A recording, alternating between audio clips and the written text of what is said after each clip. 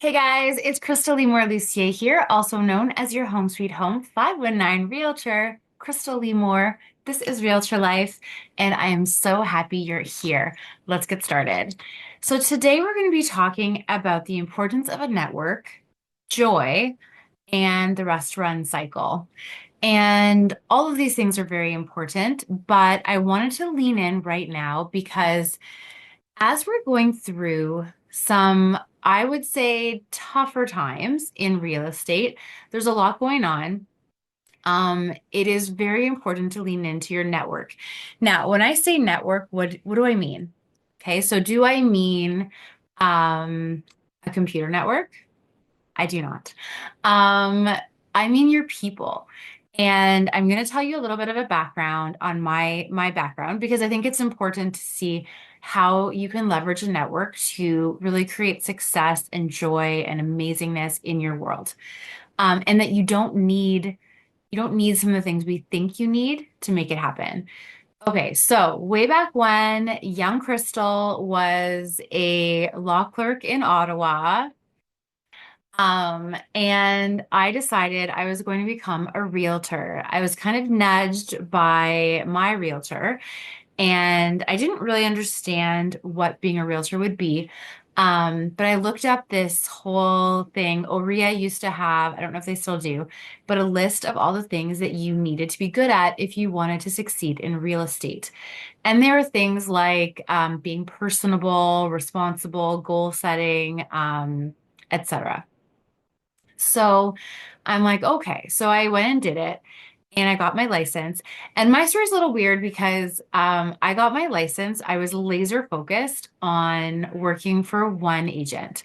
There was an agent in the city in Ottawa at the time, and I just thought everything that he was about was so cool. And I was like, I could see myself in a career in real estate working for this agent. Um, I went through the interview process. I got my license. I did something called the DISC test, DISC. And if you haven't heard of the DISC test, definitely do it. Um, the DISC test is important. It actually measures your personality type and what kind of a worker or a team member you'll be. I actually have my whole team do DISC, and I redo my DISC test every single year. And so I did my disc test and it came out for me and it said I was an ID. Now, an ID is someone who's super social, but also get it done, right? So like fun and games until it's go time. And then like there's no stopping. And I remember, speaking of network, I remember someone on his team did not agree with that assessment. He was like, there's no way you're an ID. Anyway, long story short, it was like it didn't work out. And he decided that I wasn't the right fit for the team. And of course, here I am like devastated. I'm like, what did I get my license for then? So I decided to go, I pivot. I pivot to someone else in my network. And I decided to work for a different company, learning. That was not quite the right fit because I was looking for kind of a mentor, and that's not what was available per se. Very, very nice person, very helpful. Like I learned a lot, but still not the right fit. Um, and I do remember though, again, network, I had this sales manager, and she said to me, when you decide, the universe will conspire to make it happen. Like that was her kind of her thing that she told me about becoming a realtor, about really leaning in and doing it. I wouldn't know how much I needed that advice until later. But so I do real estate, and I was still working full time as a law clerk and doing real estate. And what's interesting is that I wasn't doing that badly. Like I think I sold three houses and four rentals, um, which at the time made me feel very cool, guys. But the point is, like, I was like, oh, like I'm barely able to do like put time into this, and look at what's happening. So life happened, and then I ended up moving to the small town of Guelph, Ontario. And of course, I go in and I'm like, wow, like if I did this part-time in Ottawa and I did so well, imagine what's going to happen when I do it full-time. Like, look out, Guelph. Guelph did not need to look out because it took me like 8 months to sell my first house, which is why we're going to go into where it really is important about your network. Why did I succeed in Ottawa with not as much time? Because I already had a network. I had an established group of people. They knew who I was, they liked me, and they were willing to give me a chance. I didn't do any listings in Ottawa because I felt that if I was going to be working full time, I couldn't really tell someone I could handle listing their house. That was just like an ethical thing for me. So when I moved to Guelph, I was like, oh, like look at all this time I'll have for listings. And I did have time. I had a lot of time, guys. So much time. Um, but that's where I started going to networking events. And way back when, I don't think it's on this podcast, but I think I did a video on one of my very first YouTubes. You can see me with blonde hair. Um, but I started going to these networking groups and I was just so tired after I would go. So I'd go and I would go thinking like I'm new to the community. I have to be like, hey, I'm Krystal. I'm a great realtor. Please send me your clients. Now, if you meet someone at a networking event and they come up to you and they're like, hey, I'm blah, blah, blah, and I'm a great whatever I do, send me your clients. What do we all do? Okay, thanks. I don't really know you, but sure.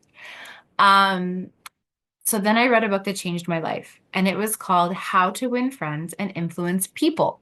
Now, in How to Win Friends and Influence People, I found out a few things that I feel like I should have known, but I didn't. And so you might not know them either.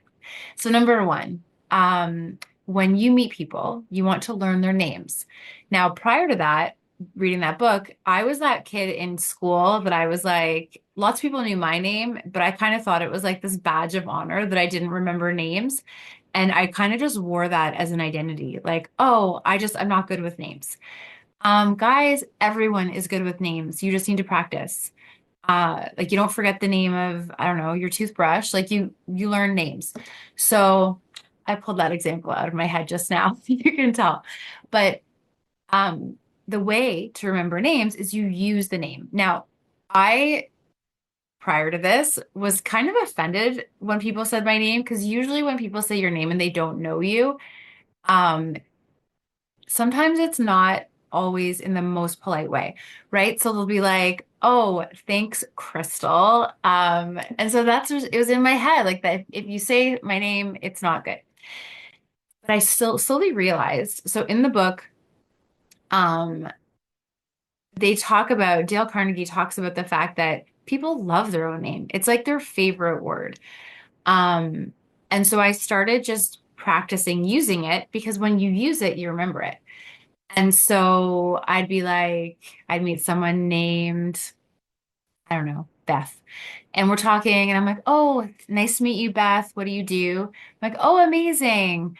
And then you find out like what they do, how they got started. Um, and then you might be like, oh, is that short for Elizabeth? Um, or whatever it is. Or like when you're a good tip is also to write it down. So you can get a business card from people. But that's the goal is to get to know people's names and then kind of what they do, but also who they are. So if they come up to you like an hour later, you're not like, you are, no, you're like, hey, Beth, nice to see you again. It was great to talk to you. Right. So like giving them some space in your head and you're making it count, right? Like you actually care about talking to them. The only thing is you can't fake it, guys. So you actually have to care about talking to them. So that's very important. Um, and you'll know really quickly if someone's like a wheeler and dealer or if they're legit. And you also so so step one, like get the name, get the card if you can. Now, I say get the card. Notice I didn't say give the card. So you can give out cards. You absolutely can. But one of the very first networking meetings I went to, some guy went around just like handing out his card like he was handing out candy. Barely said anything. And I'm like, what are we supposed to do with this? So when you hand out your card, I'm going to lean on my friend Brian Buffini. You need like four miracles for it to actually turn into business. So number one, they have to have the card and keep the card. Okay, so keeping the card is number one. And when you go to these events, you're going to get like 20, 30 cards. You may not keep the card. So then Not only does it keep it, they have to remember who you are when they look at it. So they're like, okay. So it's good to have your picture on your card. A lot of realtors, we have our pictures on our card. It's a good idea because you like when you look at it, it's a way for them to remember who you were. You want it to be memorable. Um, and then it's also so they keep it, they remember it, and you, and then they need to hang on to it for a time that they actually need it, or they have a chance to refer. So like a month later, someone's like, "Oh, this almost never happens. But oh, if only I knew one realtor in the city." And like, "Oh, I have a card. This is who you should call." So like it may not happen. And then, so let's say they do give it to someone and they're like, this is who you should call. Now this person has never met you and they have to keep it and remember to call you. So there's a lot going on. What I always do at these things, you do give a card, right? Like you want to give a card because you're at a networking event, they have something to hang on to, but get their card.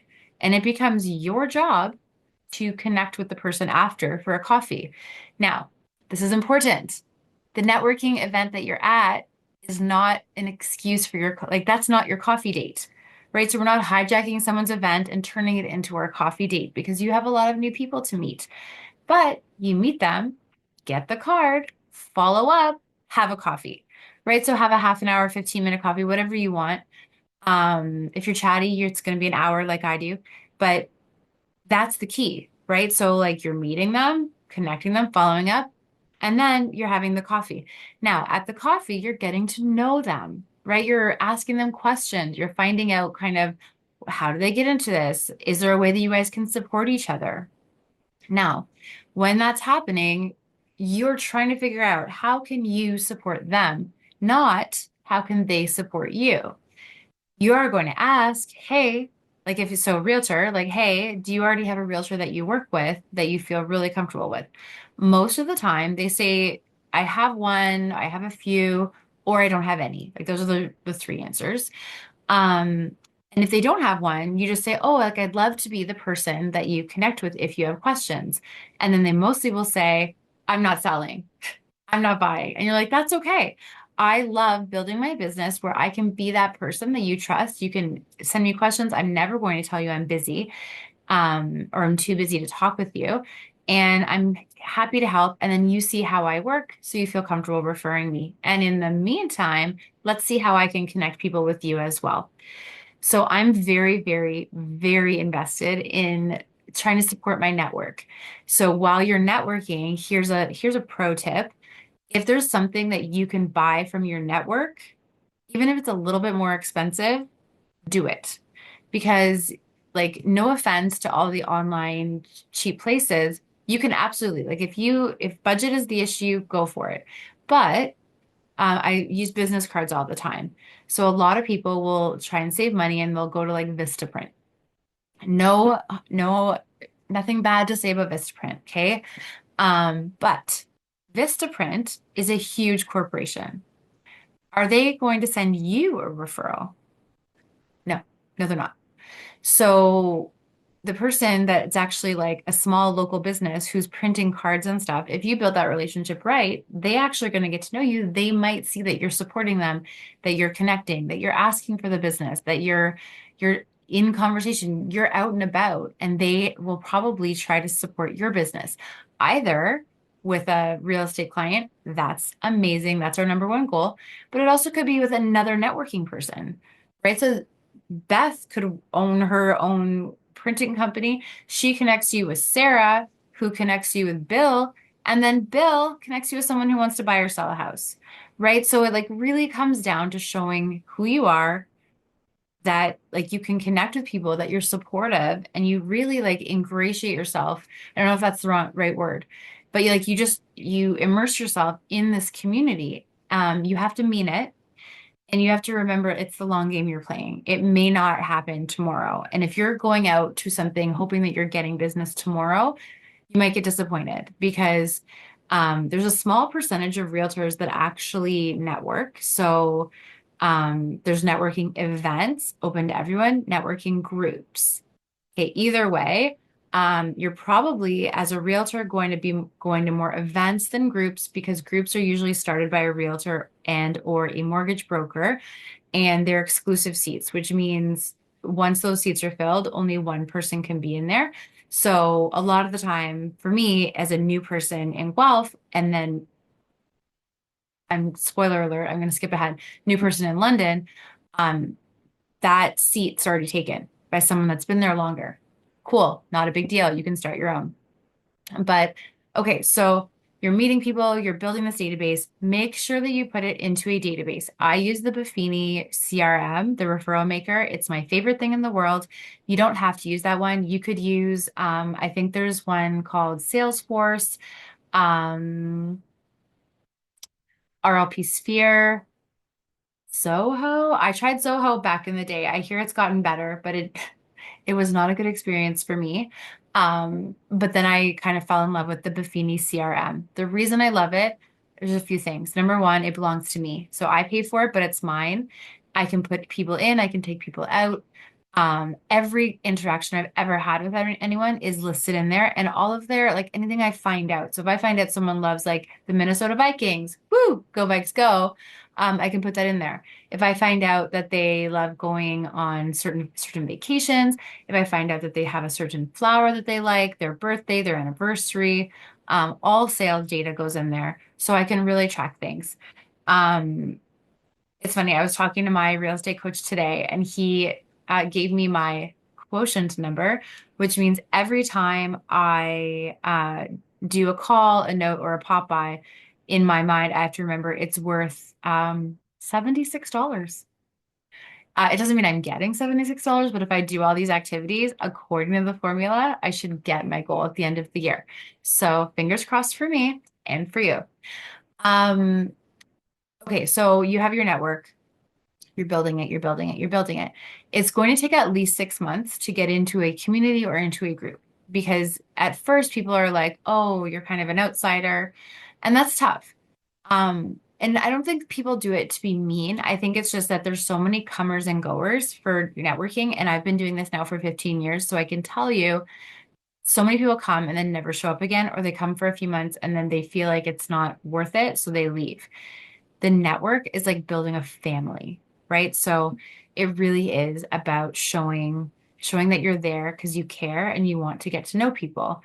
If you're not there because you care and you want to get to know people, it's probably going to be something that does not stay. The other thing to remember at a networking event or a group, it's for entrepreneurs, which means it's for people that own their own businesses or are like your livelihood is dependent on referrals. So a lot of the times people will think, oh, I like people. I want to go to this networking event. And you can go. Absolutely. It's just, it's not really going to do what you need it to do because people don't really like, yeah, it's social, but it's not a social. So um, if you really want to go and like make friends, I wouldn't say the networking group is the best way unless you're an entrepreneur looking to make friends, and that's an amazing place to go because all the other crazies will understand your crazy work schedule and your type A personality and the fact that you don't shut your phone down at 5 p.m. Um, but generally speaking, it's a business activity in a business time. Okay, so you're networking, you're meeting, you're growing. You're going to meet people that are just not your people, and that's okay. Do not burn a bridge. As my husband, Brett, Coach Brett, he's Brett Lucier, but Coach Brett on Instagram says, don't ever burn a bridge. You don't have to use the bridge. You might not want to connect, but don't burn a bridge. And I will say, like, I've had a few encounters ever, but lately I've had a couple where I'm just shocked that people are so sometimes short-sighted. Like, I will hear people kind of speaking about each other in just surprising ways. My recommendation is that it doesn't matter how small or big your community is, the world is too small for that. Don't burn bridges. Don't ever think that you are so successful, so awesome, so this, so that, that you can just go and put people down or that you should be talking about them. Because here's the thing, it always comes around, it always comes back. And You don't want a situation like that, right? Like treat everyone with respect, treat everyone as though there's a chance that you'll be working side by side at some point because um it's important. And here's where people I find make a bit of a misstep. So let's say with a networking, okay? So we have these networking groups. You always want to be kind, right? I run a couple of groups and sometimes people are not the right fit, but we have certain guidelines. Like for example, in one of my groups, you have to be doing your entrepreneur group full time. Why? Because if you're not doing it full time, you don't have that same need to give and get referrals, right? So if everyone's putting their time in, we just want to make sure that everyone's able to get the opportunity and to give the opportunity. Um, but as we get through, there's going to be people that just don't take the time to get to know you. They don't care to help or support, and that's okay. You know what? There's so much business to go around. There's so many people, there's so many groups, there's so many this. Don't let yourself um don't let yourself get stuck in some sort of like a mindset that would throw you off your game, right? So like we talked about mindset last time, and it can be you really need to focus on the things that bring you joy, and you need to focus on the on I guess your Brene Brown, like your marble people and your marble networkers, right? Like who do you feel safe with? Who do you know has your back? Who do you know would would support you if necessary? And if you don't have those people around you, then find a different group because you don't need to be around people that are not going to support you. You just don't. Um, so in the networking, like it's I had a whole formula. So I was in Guelph. I was in Guelph for 8 years almost. Building, building, building. I built a very successful business. I was really proud of myself. I had moved to Guelph for a decision. Um, we all make decisions in our youth, good and bad. But this was a decision. It worked out very well in the end because I really did fall in love with Guelph. Um, and most of the time I was in Guelph was post decision. Um, and I had decided, and for me, it was a relationship, I had decided like I built my business. I'm like, I'm never doing this again. Absolutely not. Guelph is my new home. Like live and learn. I'm more mature, blah, blah, blah. All of that said, then in 2017, I started dating the man who's now my husband. And in 2020, after we had gotten married and I moved to London in 2020, I moved my license over to the London Real Estate Board. If anyone is listening who, I don't know, knows anything about the recent history of our world, 2020 is also when the world shut down because of the pandemic. So I started in London slowly. It was a slow build from 2018 on, but I started right in the middle of a pandemic. So as I was like kind of freaking out, I had a great real estate coach at the time, Coach Ron, big love. He has an interview on our podcast as well. But what was interesting is that he was like, because I said, oh, I'm starting over again. He's like, no, you're not. I'm like, what are you talking about? No, I'm not. He's like, you know how to do this. Like, you built a network from zero. You know the Krystal Lee Moore formula. Do it again. And I was like, well, make it sound so simple. Turns out he was right. I did know the Krystal Lee Moore formula, and I just took everything that I did in Guelph and I did it here, but way faster because I knew what didn't work. And then my business didn't even have a blip, like not even a dip at all. It was go, go, go. Um, and I felt so grateful because I had already learned how to build this network because your network is everything, guys. Now, I've talked about your local network. What is the second network that you need to get locked in on? Realtors. So the other realtors pardon me, in your community and outside of your community.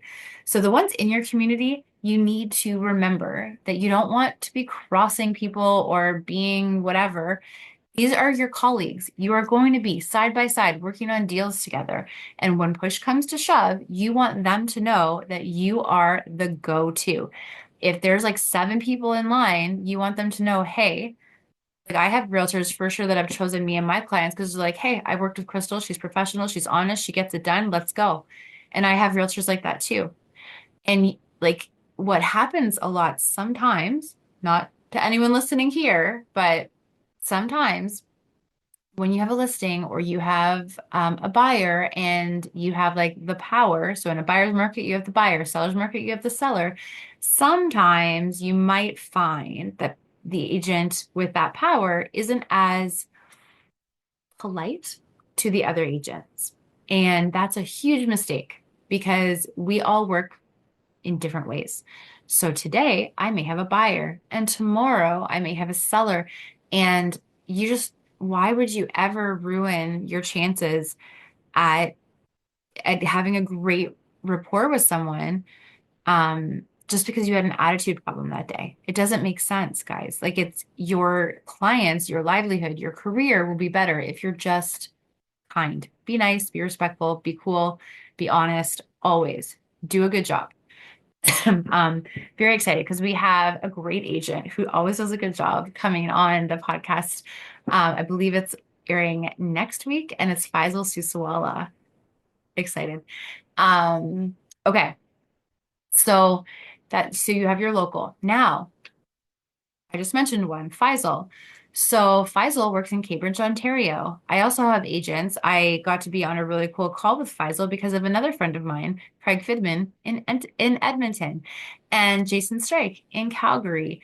And I have fantastic people in BC and Halifax and all over the US and all over like Ottawa, Toronto, Montreal. Like the key here is that with real estate, not only can you build these great bridges and connect and help, we get paid for referrals among each other. I'm going to say it one more time. We get paid for referrals among each other, and you can do very, very, very well giving and getting referrals. Now, a lot of the times, what we'll have are agents that are just like, they're just gimme agents. They're like, give me a referral, give me a referral. I can help your referrals. Send me your referrals. And that's great. You want to remind people, sure. But my coach told me this a long time ago. Show how eager you are to give referrals. Because if they have a referral, but they know that there's some reciprocity going on, you'll probably get the referral. You also want to be a little bit more eager. So, for example, as you're meeting agents, put them in your database. So I do this all the time. If I connect with someone at an event, I'll put them in my database and I put them first name, last name, dash city, because I'm always on the lookout. If someone says, oh, I'm looking for an agent in, I don't know, Pickering or in Whitby or Toronto or Ottawa, I have a list and all I have to do is type the city in and I have my list. And I can send them all, I can send some. The key is just to be the person that's like going out of your way to help others. And then you'll see other people also go out of their way to help you. And always think a referral. So if someone sends you a client, I do like a really cute card with some brownies. You can do a gift card, you can do an e-gift card, something that just says, hey, you thought of me, and that means a lot. Things to not do. Okay, so you get the referral. They're not a good referral. They like they're a good person, but like, I don't know. You meet with them and they're like, oh, I don't want to buy anything. Okay, so do you just not send the referral thank you because it was not a good referral? No, of course you send the thank you because it's not the person's job to send you the best referral. It's your job to close it. If you don't make it happen, that's on you. Send them a thank you because they didn't have to think about you. They have 1,000 million things going on in their day and they thought about you and they sent you someone and went out of their way to connect. Send them something. And don't send it when it closes, send it right away. Thank the activity, which was the referral. Um, let's say someone tags you in a post on Facebook. They don't have to do that. Send them a thank you. It can be a card in the mail. It can be, I actually had one agent who texted me and he's like, Krystal, I really support your business. Thank you for always being like so grateful. Please stop sending me thank you cards. I will keep referring you. I don't have space for your thank you cards. And I thought it was really funny. Um, but the key is like send a thank you because they didn't have to do it. And even better, connect them. If you see someone, like if someone, this was my friend in Brantford that was with all the cards. So if I see someone's like, hey, I need someone in Brantford, I have three agents that are amazing in Brantford. But yeah, I'm going to put Chris as like number one because he tries to support my business all the time too, right? Reciprocity. Be very careful.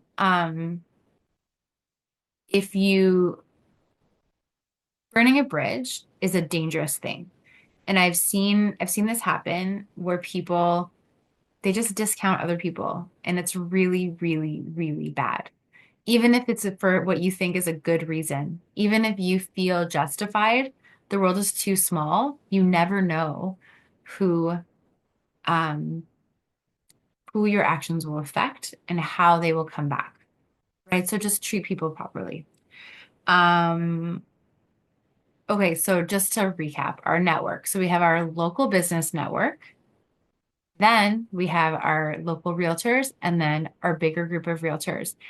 And the local realtors, I would say if you have an opportunity, like so you're at a conference in another city, this actually goes against the grain. I don't spend as much time with my colleagues at those things because I can hang out with my colleagues here. So if I'm going to be out, I want to meet new people. I'd like to talk to them. I'd like to learn about them, build some relationships. Because as much as I love my local realtors, I'm not sending them referrals and they're not sending me referrals. Of course, we want to work together, but remember, we've paid a lot for a conference. It's a business activity. What can we do to build business? And just make sure that you're tracking everyone. Make sure you're keeping in touch. For my realtors, I send out like once or twice a year a little note just to say, "Hey, good luck, everyone. I hope you're like rocking the year." And the feedback is fantastic. So, but you really do want to track in the database as you're meeting people. Um, and remember, sometimes you're going to meet people and like you're going to learn. Like if you meet someone in a networking event and you talk to them and they're just like not doing it. They're like, I don't care to send you any business ever. Okay. Um, Here's the thing, guys. You only have so much time to devote. So if someone's very clear, that they're not going to ever send you business, then you might not focus as much on sending them business. If they're just like, sorry, I can't send you business right now because I don't know anyone, that's different. But if they're like, I had one guy and he was a friend at, I guess, years ago, and he's a home inspector, and he's like, I am not going to ever send you a referral, ever. Like, and I was just like, oh, like, what if you meet someone like at the grocery store? He's like, I'm not going to do it. I don't do referrals, and I don't even care if you send me referrals. So I was like, okay. So that's not my vibe. It doesn't mean like I still sent him business because he was a really good home inspector, but it became less important for me to focus my energy on sending him business.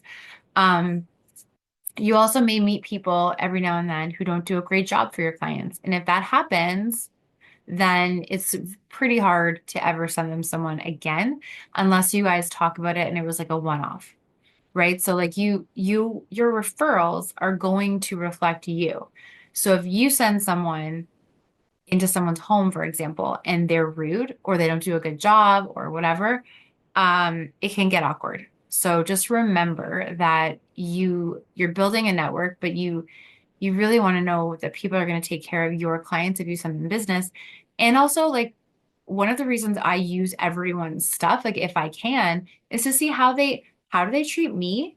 How will they treat my clients? And I try everyone, but the second someone's kind of like rude or disrespectful, I'm like, ooh, like I think it's a pretty weird thing. Like, so not only do I feed people referrals in my own business, if after all that, they're kind of like something to me or not making me feel great, I would say that's probably a guarantee that they're going to some at some point do that to my client, right? Um, at the same time, I have other people that just like blow my mind in how amazing they are to clients, and that works for me because I'm like, that's fantastic. Because then when I say, hey, this person's going to take good care of you, they actually do, which is amazing.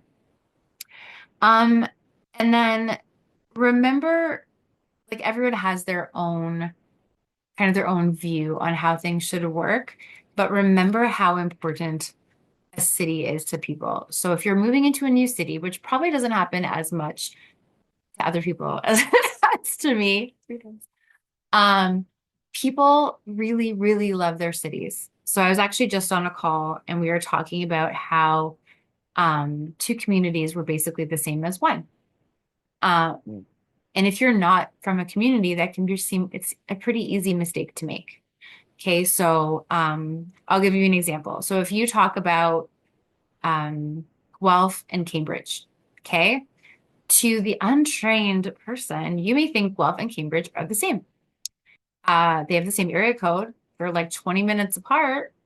Same. Uh, Hard pass guys, they are not the same. There's like an aggressive thunderstorm outside right now. I know you can't tell because of my very fancy screen, but um, yeah. Um, yeah, it's probably because I said Guelph and Cambridge are the same, and even the universe, God's like, that is not accurate. Um, Guelph, completely separate community. Cambridge, completely separate community. London, completely separate community. St. Thomas, completely separate community. Now, does that mean that people can't do both? Absolutely not. You can absolutely, like when I worked in and lived in Guelph, I would help people in Cambridge. Absolutely, I would. But when you're talking at a networking group, the things that matter to those communities are local. So I remember in Guelph, when I first got there, my phone number was a 613 phone number. How well do you think I got along with that phone number at networking events? Let me fast forward for you, not that well. Because I wasn't local. I was from somewhere else. And I remember one of my friends, Lisa, her business card was a 416 number because she had a 416 number. That's just what she had. She had been in Toronto before. And it was really like it was a hurdle to get over because it was like, oh, like we're 519, but you're not 519. Like you're an outsider trying to come in. And it wasn't an not inclusive thing. It was like a family thing. And once you show that you're there, like she kept it up. She never changed her phone number and she became part of the group. It was fine. I did change my phone number because I really decided to listen to that manager from Ottawa. And I said, I'm going to do this. I'm going to do it for a year, all in. And if at the end of a year, because remember, if you go back, it took me 8 months to sell my first house. I was very much questioning whether this was the right career for me. But I said, you know what? I'm going to give it a year. I'm going to go all in. And if at the end of a year, I'm still just not making it happen, um, then I do something else because it just wasn't for me. Luckily, um, going all in was exactly what I needed, and I felt so good. I don't know if crushed is the accurate word. I think my very first year, my broker, thanks Rob, bumped me up a little bit so I get the very bottom award level, but then it went up from there. Um, and it really came down to the network, right? It came down to people knowing who I was, liking me, trusting me. And you just use that formula everywhere. Get to know people. Here's the thing though, you can't fake it. And I know I said that earlier. It has to be genuine, guys. You have to really be interested in getting to know people and stop looking at the world as a competition. Abundance. There's enough business to go around. I can't sell it all. You can't sell it all. So let's just communicate, get to know people, and know that it doesn't have to be underhanded. It doesn't have to be scarcity. We can all do well. And if we look at it that way, number one, it makes it so much less stressful. But number two, it just shows you that there's so much you can do and you can experience and you can give back. You can support things that really matter to you. It's not about being the only realtor in a room or the only mortgage broker in a room or the only whatever your business is in a room. It's about connecting with people and showing every single person that walks through that door that they matter to you. Not they matter to you if you get a deal, that they matter to you because they're a person and you're excited to meet them. Now, I will tell you, like from that first group that I met in Guelph when I first started going networking, um, I think I ended up being the realtor that like four or five of them chose, and that's a huge deal. Like my stager ended up working with us, my photographer, um, Ellen Hans, thank you. Um, but it was just the connection, and it was them knowing that I was going out of my way to get them more business, connect them with more realtors, really dig in to show it, like to celebrating who they were. Um, and it meant everything. Now, in London, I also had stagers who already had that connection with someone else, and that was fine, right? Like it doesn't have, it's a bonus on top if you can build that connection and be the realtor. But if someone has that connection, I respect that loyalty because I have that loyalty from so many people. And so we're all just in this together, guys. So the network is everything. So my homework for you is to take out a sheet of paper and do this is what I get my groups to do. So number one, if you don't have a database, let's get you a database. Okay, so Buffini is the one I would do, but if you are literally don't have a database, pop open Google Sheets or Excel and create name, like columns, name, so first name, last name, email, phone number, address, company. Okay, that's where you start. Because you can take that and you can pop it into a database later, but make sure like go through and be like, who do I know? And just keep writing out the people that you know, whether it's your neighbors, whether it's businesses. Go through business cards. My husband has this like banker's box of business cards because he's like Captain Networker and it drives me crazy. So if you give me your card, you go into my database and then I respectfully toss your card. Um, because that's how I do a referral with an email because you're in my database. He's just a wizard. He like, oh, and he like digs through. He's a photographic memory. So he'll dig through and be like, oh, here's this person's card. Unless you have a photographic memory, I'd say take my advice. Um, but it really is a matter of just getting to know those people. So create as many people as you can, keep adding to it, but then also do an audit. So let's say you do have a database, go through your phone, go through your Instagram messages, your text messages, your messenger messages. Are all those people in your database? Even I like live and breathe this stuff, will find people that are not in my database. And I'm like, oh, like I added one today. Um, because I was like, I was sure he was in, and he was not. And you can't go and write notes to people, which is another fun thing. That was a Buffini flex. These are all notes that are going in the mail. But you can't really do that if you don't have people's information, right? And the last thing I'll say, if you've listened this long, this is actually gold. Five-star relationships. So when anyone goes in your database, anyone that you meet, you want their name, you want their address, you want their email, their phone number, and their birthday. Okay, 5 stars. Name, phone number, email, address, birthday. And then they're a 5-star relationship, and you can actually keep in touch and build that relationship. The notes are a big deal because you want to give people a reason like to smile, right? So if they get a note in the mail, they get a note in the mail. It's really fun. I put a little vitamin C pack in mine with a sticker, which was printed from one of my printing people. Thank you, Andrea.